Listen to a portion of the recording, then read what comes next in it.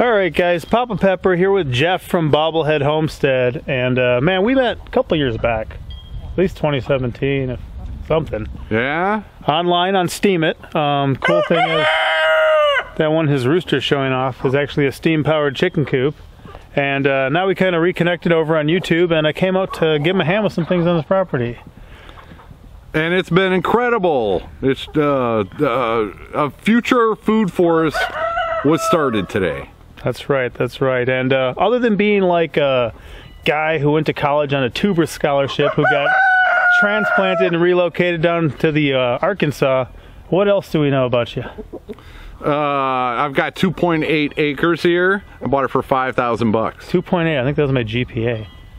Yeah, mine was 2.6, but anyway, it's trash. That's why it was only 5K, but I'm making it work, and it's no debt, frugal living. Sure. And that's going forward. That's a real good thing for me. Absolutely. And if you guys know me, you know I'm all about no debt. Just live what you can. You don't need the extra junk. Don't make somebody else rich. Do what you can to live your own life, you know, rather than slaving away for somebody else. So one cool thing here, I mean, you can see the rooster in the background, but Jeff's getting into like chicken egg genetics and stuff, and I've learned a lot here just talking to him. I mean, check these guys out. This is a darker brown. This is from a Welsomer, and some of these will get speckled.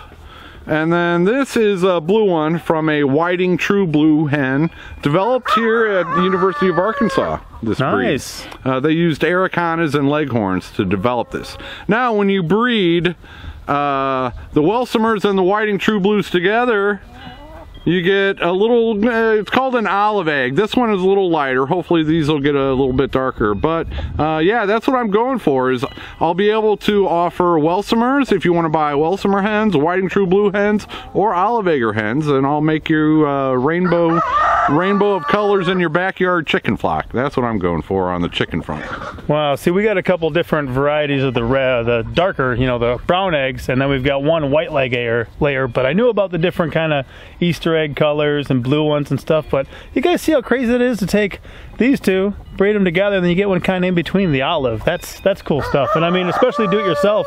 You just started getting these, right? Yeah, well, it takes, yeah, but I hatched them 6 months ago. So it takes 6 months till you see the fruits of your labor, but then it's pretty cool, and it just makes chicken owning more fun, and I enjoy it. I think so too. And guys, you know, this is something that you're not going to exactly find this at Walmart, which is one reason I love even the stuff we were planting today. He's already got things like greenbrier. A lot of people got that on their property around here. Yeah. Which is edible if you need it to be. And then also things like the American Beautyberry. It's a crude protein, it's edible, and also a natural mosquito repellent. But the stuff we were planting today was pawpaws, serviceberries, elderberries, gooseberries, you know, the stuff that you're not going to find in your local produce department. And I think it's just cool to get back into the world, back out there with the animals and the trees and stuff, and taste the stuff that, I don't know, most people kind of miss out on their whole life. Yeah, yeah. And hey, even if we don't like the taste of them, that's what chickens are for. Something will eat those. So, yeah, so many benefits. Absolutely. So, what's your long-term vision, plan? I mean, you're just getting started out here. Yeah, I've got a cabin. I'm doing a shed to cabin here. It's going to be delivered as soon as I'm ready for it. It's already bought and paid for, so I'll be renovating that and turning it into a cabin. Okay. 14 by 32. Nice. You hear that too? Bought and paid for? Okay, he bought himself, not the bank. That's stay that way. He's going to live in a cabin. He doesn't need a $4.2 million house. Somebody helped me with that one. Yeah, definitely.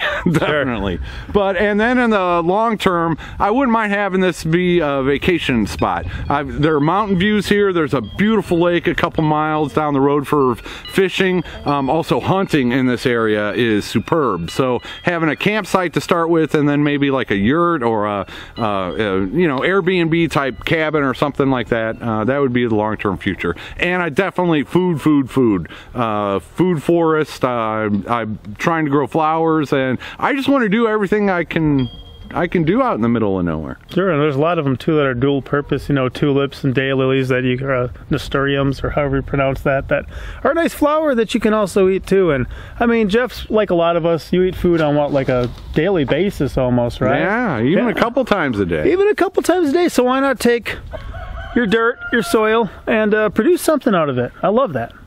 Absolutely, and that's...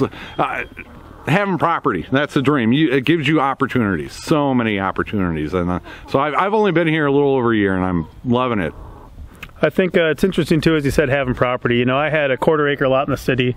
I had a couple fruit trees. I think we mostly had like ornamental animals, because if it makes milk, eggs, or meat, you can't have it in the city, you know. But if you're just gonna feed it and have it be, you know, some sort of toy pet, you can do that in the city. And then a small garden, but I couldn't really do a lot of things that I wanted to do. So when I moved out in the middle of nowhere and actually owned some stuff, I mean, a lot of things I'm doing now I'd never get away with, you know, in the city. But it's just simple, easy stuff that's not really harming anyone, not causing any problems. But you just can't do that there with all the restrictions and zoning laws and stuff. So rather than just being free to be dumb, I like real freedom. Yeah. It's a good investment. They're not making any more land. That's right. That's right. I hear that. And as he said too, you know, so he's got a couple acres here, and he was able to pay for it outright. You know, he had an investment, but this land's not going anywhere. Everything he does to it too, it may have been kind of trashed, it may have been kind of overgrown, you may have only shoved back into things to kind of unearth a little bit of it, but he's progressing through it at the speed of life, and every once in a while you're getting some good help too. So oh yeah, and I appreciate it. Yeah. Anything else you want to say? Thank you, Papa Pepper and Monster Truck, for it was a cold day, and the family for letting me borrow you for the day. So thank you. And then plus a couple new experiences today too, right? You had my homemade salami, but then also the Jerusalem artichoke tuber. So that was the last plant we planted. He likes some raw. He'll try them cooked later. I'm gonna go home and make a hash brown video maybe tomorrow, so that'll be interesting too. So guys, Jeff and Bobblehead. You need any eggs for your hash browns? No, you're good on that. We got our own, but I appreciate it. Mine are blue. I agree. I'll take one home and show my wife. Yeah, there we go. But guys, Jeff from Bobblehead Homestead, if you don't know him, if you don't follow him on YouTube, check him out. It's worthwhile. A lot of people check out like every video he puts out, and definitely got a good personality, definitely got some stuff that people enjoy, and we do too. And after initially connecting with him years ago on Steam it was nice to kind of, oh, that's right, he was on YouTube too, like here you are, you know, like how did I not think of this sooner? So this is Jeff, Bobblehead Homestead, guys. Papa out. Take her easy, everybody. As always, I'm Papa Pepper, and I'd like to remind you, don't post for free. If you'd like to be part of a revolution in social media, an economic power to the people where users can actually blog for cryptocurrency, then I'd recommend that you check out steemit.com and join the revolution. Papa out.